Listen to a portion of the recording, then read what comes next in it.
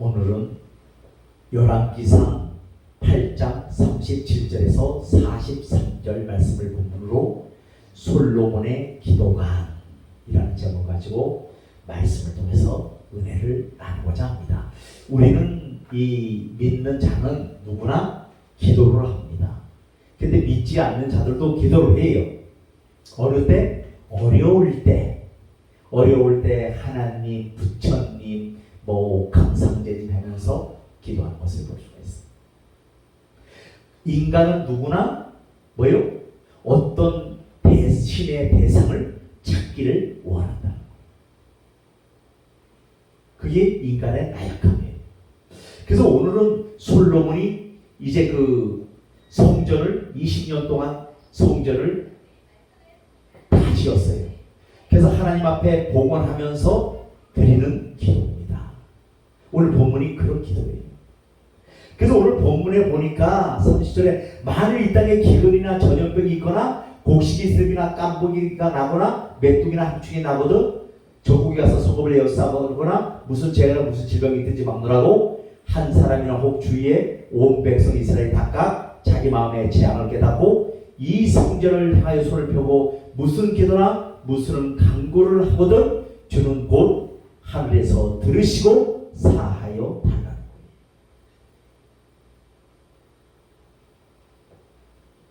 그래서 오늘 여기서 나오는 우리가 아는 깐부기가 나거나 메뚜기나 함축이 나거나는 문자적으로 깐부기는 창백함이라는 거예요. 창백함. 그럼 우리 인생들이 있잖아요. 그럼 왜 창백해질까요? 하나님이 주신 몸을 잘 관리하지 못했기 때문에 창백해진다. 하나님이 우리는 이 속에 누가 와 계셔요? 성령님이 와 계시는 전입니다. 그럼 성령님이 와 계시는 이 우리의 몸을, 마음을 어떻게 해야 돼요? 이 창백해지지 않도록, 깐부기가 나지 않도록 날마다 하나님의 말씀과 찬송과 기도로 준비하는 우리가 되시기를 바라겠습니다. 메뚜기는 여기서 얘기하는 것은 개걸스럽게 먹는 자. 우리는 아우 잘 먹네. 근데 성경은 이런 자들을 메뚜기라고 표현하고 있습니다. 우리가 아는 식탐이라 하잖아요. 식탐이 뭡니까? 이 음식에 욕심을 내는 거예요. 그래서 이 성경은 개걸스럽게 먹는 자를 갖다가 뭐라 그래요? 메뚜기 같은 자라고 표현하고 있습니다. 우리 메뚜기가요, 이렇게 벼를 쪼아 먹을 때 보면요, 우리가 보기에 잘 눈에 안 들어가요. 근데 기가 막히게 벼 알을 쪼아 먹어요. 근데 나중에 보면 뭐가 남아요? 쭉정이만 남아요. 기가 막힙니다. 그래서 우리가 그 메뚜기를 잡아서 볶고 먹고 막 이렇게 했던 기억이 있습니다. 그래서 여기서 함충은 삼켜버린 활동을 의미합니다. 황충이라는 것은 우리가 보면 뭡니까? 좀 먹는 거잖아요. 쉽게 말해서 갉아먹는 거잖아요. 그래서 우리를 어떻게 나중에는 살살 갉아먹다가 삼켜버린다는 거예요. 그럼 우리는 우리 인생에 내가 인생을 살면서 나는 그런 거 없이 잘 살기를 원해. 다 이렇게 살잖아요. 다 이렇게 인생을 살면서 나에게는 우한 즐거움가 없고 그저 행복하고 즐겁고 기쁜 날만 계속 연속적으로 일어났으면 하는 것이 우리의 바람이잖아요. 근데 주님을 만나지를 못하면 어떻게 해요? 황충이 와서 우리의 영혼을 살살 갉아먹는다는 거예요. 그러니까 나중에 어떻게 해요? 그냥 멸망시킨다는 거예요. 여러분들 잘 기억하시기를 바라겠습니다. 이런 곤충의 재앙은 오염이나 기근 등과 같이 하나님의 징벌의 수단으로 사용해 주셨다는 거예요. 그래서 우리가 주님을 못 맞는 자들을 보면요, 모든 포커스가 어디를 맞춰져 있어요? 세상의 물질에 맞춰져 있습니다. 그저 보이는 거, 듣는 거, 그저 뉴스에 전해오고 이것이 다인 줄 알아요. 그것이 아니라는 거예요. 영적인 세계는 그것이 아니고 우리 하나님을 찾고 그분을 경외하고 신뢰하고 예수께 피해야 된다는 거예요. 그걸 피한다는 게 이렇게 피한다고 되는 겁니까? 그게 아니라 그분 앞에 나가서 그분의 말씀과 기도와 찬송과 예배로 승리해야 된다는 것을 말씀하고 있습니다. 그것을 우리에게 오늘 말씀하고 있습니다. 그래서 오늘 팥종이 논 또는 메뚜기 떼두는 표현대로 보충도 서로 다른 메뚜기 종류로서 온대 지방에 서식하는 이주성 메뚜기라는 거예요. 이 말은 뭐냐? 솔로몬이 이방인의 성전에 와서 기도하는 것에 대해 응답해 주실 것을 약속한 것이죠. 오늘 우리가 아는 말씀처럼 이 솔로몬은 기도를 하는데 이 43절에 보니까 주는 계신 곳 하늘에서 들으시고 이방인이 주께 부르짖는 대로 이루사 땅의 만민의 주의 이름을 알고 주의 백성 이스라엘처럼 경외하게 하시며 또 내가 건축한 이 성전을 주의 이름으로 일컫는 줄 알게 하옵소서 하고 말하고 있습니다. 그래서 41절에 보니까 또 주의 백성 이스라엘에 속하지 아니한 자 곧 주의 이름을 위하여 먼 지방에서 온 이방인이라도 그들이 주의 크신 이름과 주의 능한 손과 주의 펴신 팔에 손을 두고 와서 이 성전을 향하여 기도하거든 들어달라는 거예요. 그래서 우리는 이렇게 생각을 합니다. 우리 하나님은 내가 예수를 믿으니까 하나님은 내 편 이렇게 생각해요. 아니에요. 여러분 잘못 생각하고 있는 겁니다. 하나님 내 편. 저 이방인들도 예수를 믿지 않는 자들도 이 안에 들어와서 예수를 믿을 수 있는 권리가 주어졌다는 거예요. 왜? 예수님이 십자가의 상에서 어떻게 해요? 십자가의 상에서 피를 흘려 죽으심으로 말미암아 그 성소의 휘장이 두 쪽으로 쪼개지면서 만인에게 모든 이들에게 예수 믿을 수 있는 권리가 주어졌다는 거예요. 그래서 그들도 살아가시잖아요. 그래서 우리 하나님께서 일반 은총으로 뭘 하냐? 비도 내려주시고 어떻게 해요? 햇빛도 주시고 곡식도 자라나게 하시고 다 하잖아요. 그래서 믿지 않는 자들이라고 해서 너희들은 망해 이런 게 아니라는 거예요. 여러분 우리는 그렇게 생각하잖아요. 하나님은 내 편이셔. 내가 나만 예수 믿기 때문에 내 편이고 쟤들은 지옥 갈 애들이기 때문에 내 편이 아니야. 그것은 잘못된 신앙관이라는 거예요. 오늘 이 솔로몬이 이렇게 기도를 하고 있는 거예요. 하나님 이방인이라 할지라도 예수를 믿지 않는 자들이라 할지라도 주님 앞에 나와서 기도하고 그들이 하나님을 경외하고 하나님을 믿기를 작정하거든 그들에게도 동일한 은혜를 베풀어 달라는 거예요. 그래서 그 동일한 은혜를 베풀어 줄 때 결국 뭐를 해달라는 거예요? 황충과 메뚜기 떼와 노과 팥종이와 이런 황충들을 몰아내 달라는 거예요. 그런 기도를 지금 솔로몬이 하고 있는 것을 볼 수 있습니다. 그럼 우리는 솔로몬 왕 하면 어떤 왕입니까? 지혜의 왕이라고 알고 있죠. 그래서 솔로몬이 이제 부인 둘이 있었습니다. 근데 똑같은 날 아기를 낳았어요. 똑같이 아기를 낳았잖아요. 근데 솔로몬의 재판 유명하잖아요. 그 안 믿는 자들도 그것을 아주 재미있게 생각합니다. 근데 두 부인이 똑같이 아기를 낳았어. 근데 서로 뭐요? 자기 아들이라고 그래. 근데 하나가 죽었어요. 그러니까 하나가 남았잖아요. 그러니까 서로 내 아들이요, 내 아들이요 합니다. 그래서 솔로몬 왕에게 왔어요. 이 판결을 어떻게 하시기를 원하십니까? 솔로몬이 얘기합니다.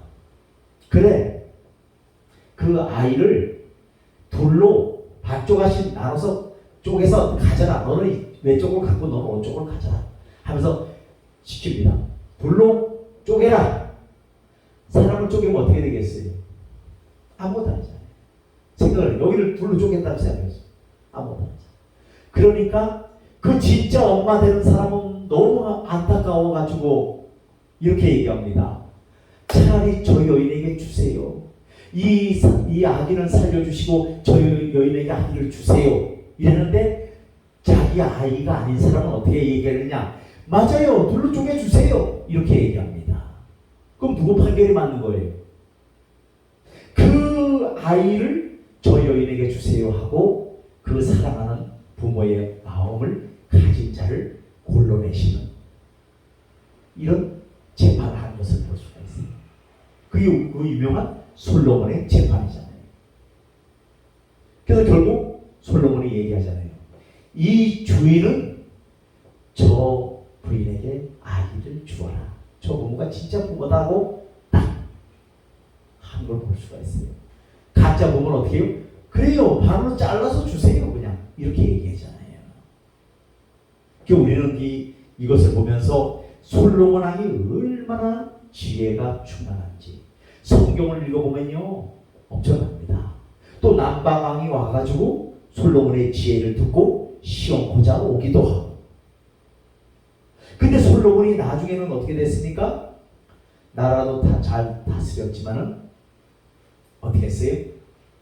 결국은 그 여인들을 1000명이나 됐어요. 왜냐면 쉽게 말해서 베트남과 무역하면 거기서 여인 하나를 들고 오고 또 북한과 하면 여인 하나를 들고 오고 뭐 이런 식으로 해가지고 여인들이 1000명이 됐어요.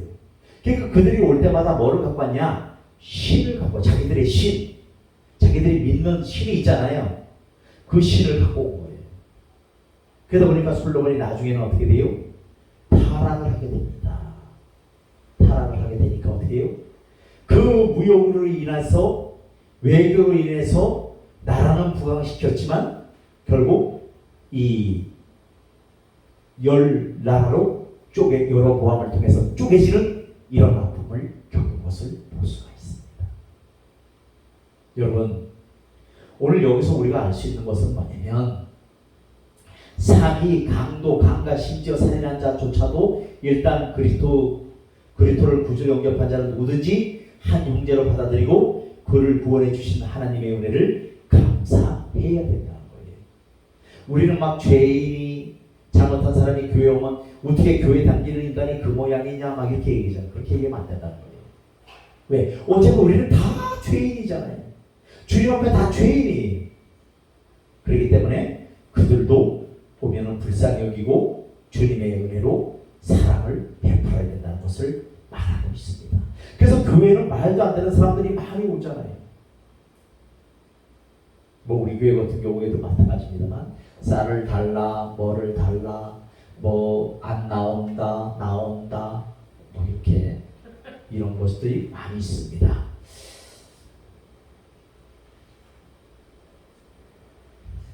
그래서 우리는 주고 싶다는 동조만으로 남을 구할 수가 없다는 것입니다. 뭐 이런 건 생각하지 말고 손에 들고 있는 물건을 나누어 줄 수 있어야 된다는 거예요. 그것이 무슨 말이냐면 나누고 베푸는 삶을 살아야 된다는 거예요. 내 혼자만 잘 먹고 잘 살면 안 된다는 거예요. 그래서 그것을 말씀하고 있습니다. 우리가 솔로몬의 기도에서 지혜와 가장 순수한 신앙인의 기도 자세를 배우지 못한다면 성경 어느 곳에도 올바른 신앙 자세를 배우지 못한다는 거예요. 이제 본문을 살펴보면 솔로몬의 기도관에 대해서 다시 한번 살펴보도록 하겠습니다. 첫째, 기도는 적극적인 것임을 우리에게 가르쳐주고 있다는 것이에요. 한 사람이나 혹 주의 온 백성 이스라엘이 다 각각 자기의 마음의 재앙을 깨닫고 우리는 이 말씀 속에서 기도가 어떤 일에 부딪혀서 무조건 그것을 해결해달라고 하나님께 기도하는 것이 아님을 알게 된다는 거예요. 우리는 문제 있을 때마다 기도합니다. 내가 뭐 병이 들었다든가 고통이 왔다든가 이럴 때만 기도한다고 생각해요. 아니에요. 우리는 말씀 속에서 특별히 깨닫고라는 말씀에 주의해 보아야 하고 우리는 어떤 원치 않는 상황이 닥쳐질 때 먼저 그것이 내게 무엇을 의미하는지를 먼저 깨달아야 된다는 거예요. 그러면 이 문제가 왜 왔고 이런 어려움이 왜 왔을까를 먼저 깨달아야 한다는 거예요. 그래야만 하나님께 무엇을 구해야 하는지 정확하게 알기 때문입니다. 그래서 무엇이 어려운 문제가 왔을 때는 어려움이 왔을 때는 먼저 나 자신을 돌아다 보아야 한다는 거예요. 내가 하나님 앞에 죄를 짓고 있지 않은지, 욕심을 부리고 있지 않는지, 이런 것을 돌아다 봐야 한다는 것을 말씀하고 있습니다. 두 번째는 그런 기도가 인생에 대한 하나님의 절대권을 인정하는 것이라고 우리에게 가르쳐주고 있다는 거예요. 이 전을 향하여 손을 펴고 무슨 기도나 무슨 간구를 하거든이라는 말씀에서 볼 수 있듯이, 인간은 가장 연약할 때와 자신이 없을 때, 그리고 자기 일을 포기하고 자신을 낮출 때 손을 들게 되는 것입니다. 전쟁에서 포로된 자는 두 손을 높이 들게 되어 있어요. 전쟁에서 항복하는 뜻으로 뭐합니까? 손을 드는 거예요. 총을 다 내려놓고 손을 들게 됩니다. 자기 자신의 잘못을 깨닫고 그 잘못을 뉘우치는 자들은 두 손을 높이 든다는 것입니다. 특별히 본문에서 이전을 향하여라는 하는 말씀은 두 손을 들고 항복하며 겸손히 낮추는 것이 인간의 굴종이 아니라 하나님 앞에 자복하는 것임을 상징적으로 가르쳐주는 말씀이라는 거예요. 즉 이제는 나의 삶을 내가 주장하고 내가 책임질 수 없으니 이제부터는 주님께서 나의 삶을 책임져 주시고, 나는 우한 질고를 내 맘대로 주장할 수 없사오니 하나님께서 생사복을 주장하신 하나님께서 나의 모든 가는 길과 앞으로에 펼쳐질 사역 위에 함께하여 주옵소서 하는 기도를 드려야 된다는 것을 말씀하고 있습니다. 세 번째는 기도는 인간의 행위대로 이루어진다는 거예요. 주는 계신 곳 하늘에서 들으시고 그 모든 행위대로 행하사 갚으시옵소서. 때로 어리석은 신앙인들은 기도가 무슨 요술방망이가 되는 듯이 착각하는 경우가 많습니다.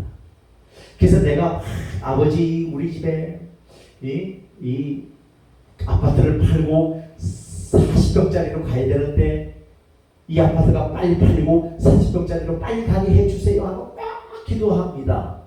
우리는 다 이렇게 기도해요. 그렇게 기도하지 말라는 거예요. 무슨 요술방망이처럼 딱 되는 것이 아니라는 거예요. 그래 자기는 전혀 노력하지 않으면서 모든 것을 하나님께 이루어 주시기만을 간구합니다. 물론 특별한 경우나 외일 수는 있습니다. 그러나 하나님이 인간이 노력하여 얻을 수 있는 것들은 대부분 인간들이 열심히 기도해도 허락하지 아니하신다는 거예요. 인간이 할 수 있는 것 하나님은 허락하지 않으신다는 거예요. 그런 의미에서 기도는 성도들의 특권이지만 동시에 가장 성실한 듯한들만이 누릴 수 있는 특권이라는 거예요. 그러면 이렇게 기도해야 된다는 거예요. 하나님, 내가 이 땅을 살면서 지은 죄가 있거든 사해 주시고 저를 불쌍히 여겨 주시고 예수 그리스도의 사랑의 옷을 덧입고 날마다 주님 앞에 나가는 제가 되게 하여 주옵소서 하고 이렇게 기도해야 된다는 것을 가르치고 있습니다. 네 번째는 기도가 최종적으로 하나님을 경외하는 데 초점이 모아짐을 가르칩니다. 그리하시면 저희가 주께서 우리 열중에 주신 땅에서 사는 동안에 항상 주를 경외하리이다 라고 말씀하고 있습니다. 어리석은 신앙인 또 하나의 특징은 기도뿐 아니라 모든 신앙 행위와 목적을 물질적인 축복에 둔다는 사실입니다. 그래야 무슨 행위든지 그것이 물질적인 복을 가져다주고 가시적으로 인간적으로 행복을 가져줄 때는 하나님의 뜻이요, 인간적으로 볼 때 불행을 가져다주거나 불이익을 가져줄 때는 하나님의 뜻이 아니라고 단정한다는 거예요.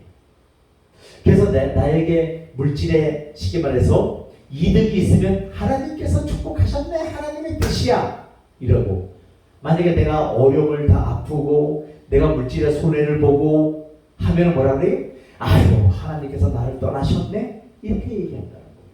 그건 주님을 경외하는 것이 아니에요. 이 어려움이 왔을 때 좋을 때는 누구나 다 좋습니다. 그렇잖아요. 근데 어려움이 오고 힘이 들 때 이때 주님을 경외해야 된다는 거예요.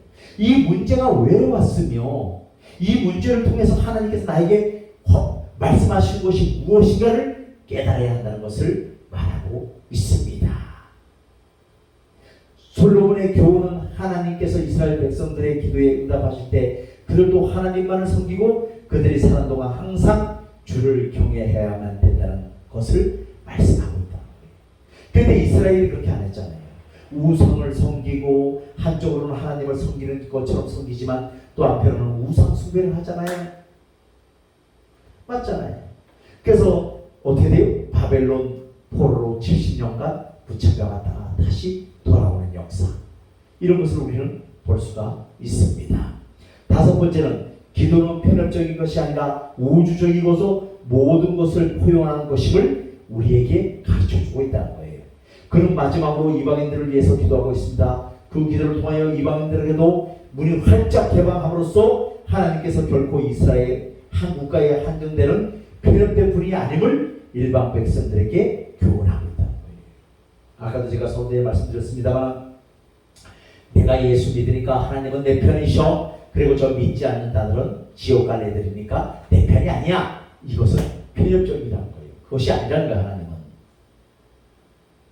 하나님을 섬기는 백성들 역시 편협적이서는 아니 됨을 분명히 교훈하고 있다는 거예요. 때로 성도들 중에는 하나님께서 세상을 미워하고 하나님을 믿는 성도들만 사랑하는 줄로 착각하는 사람들이 있다는 거예요. 그러나 하나님께서 대문을 활짝 열어놓고 이방 민족이 돌아와 하나님께 기도하기를 원하는 것처럼 오늘도 믿지 않는 모든 사람들이 돌아오기를, 탕자가 돌아오기를 기다리는 아버지처럼 애타게 기다리고 있다는 사실을 기억하시기를 바라겠습니다. 그래서 우리가 믿지 않는 자들을 위해서도 불쌍히 여기고 하나님의 사랑으로 품고 기도해야 될 줄로 믿습니다. 그래서 누가복음 15장에 보면은 탕자의 비유가 나오잖아요. 탕자가 그 아버지 재산을 달라고 합니다. 아버지 내게 돌아올 분깃을 내게 주소서. 그 분깃을 다 팔아가지고 어떻게 해요? 먼 나라로 떠났어요. 거기서 호랑방탕하여 어떻게 해요? 나중에는 돈을 다 빼앗기고 먹을 것이 없어요. 그래서 돼지가 먹는 지역 열매를 먹고 자는데 주는 자가 없어서 배가 고파서 못 견디고 있을 때 딱 생각난 것이 어딥니까? 아, 우리 아버지의 집에 가면은 먹을 것이 풍성한데 내가 왜 여기서 이렇게 굶고 이렇게 하고 있는가 하면서 아버지에게 기별을 넣습니다. 아버지, 제가 이제 돌아가겠습니다. 근데 그 탕자가 돌아갈 때 뭐라 그래요? 아버지, 나를 이제는 아버지의 아들이라 일컬음을 받지 아니하고 품꾼의 하나로 써달라는 거. 품꾼 뭡니까? 일하는 자로 써달라는 거예요. 일꾼으로 써달라는 거예요. 노예로 써달라는 겁니다. 근데 그 아버지가, 그 아들이 돌아온다는 소식이 어떻게 합니까? 그 재산을 다 털어먹고 거지가 되어가고 오는 아들을 향해서 어떻게 합니까? 거리가 아직도 먼데도 우리 아들 어디 왔니? 우리 아들 어디 왔니? 하면서 계속 기다리는 거예요. 그러다가 그 아들이 딱 오니까 어떻게 얼싸안고 입을 맞추고 그 하인들한테 얘기해서 어떻게 합니까? 깨끗이 씻기고 새 옷을 입히고 새 신발을 신기고 금가락지를 끼운다. 그게 뭡니까? 신분이 어떻게 해요? 하나님의 자녀로 다시 회복시켜 주시는 것을 볼 수가 있습니다. 근데 그 집에 있는 큰아들은 어떡합니까? 그 큰아들이 이제 농사를 지니까 밭에 갔다가 집 아버지가 막 푸는 소리가 나는 거예요. 그래서 하인 불러 얘기한다. 이거 어떻게 된 일이냐? 아, 글쎄 그 둘째 아들 있잖아요. 그 재산 다 털어먹은 그 아들이 왔는데 지금 그 아버지가 그 잔치 베풀어주고 있어요. 무슨 잔치를? 나는 맨날 이렇게 일만 쎄 빠지게 하는데도 친구들과 놀 수 있도록 잔치 한 번 안 베풀어주지만 뭐라고 그러는 거야? 하면서 막 흉기가 납니다. 근데 아버지가 얘기합니다. 얘야, 내 것이 다 네 것이다. 왜 걱정하느냐? 라고 말하고 있습니다. 그래서 우리는 여기서 알 수 있는 것은 무엇을 말하고 있냐면 이방인들이라 할지라도 회개하고 주님 앞에 돌아오면 하나님은 그 영혼을 이렇게 하나님의 신분으로 회복시켜 주신다는 사실을 꼭 기억하시기를 바라겠습니다. 이것을 우리에게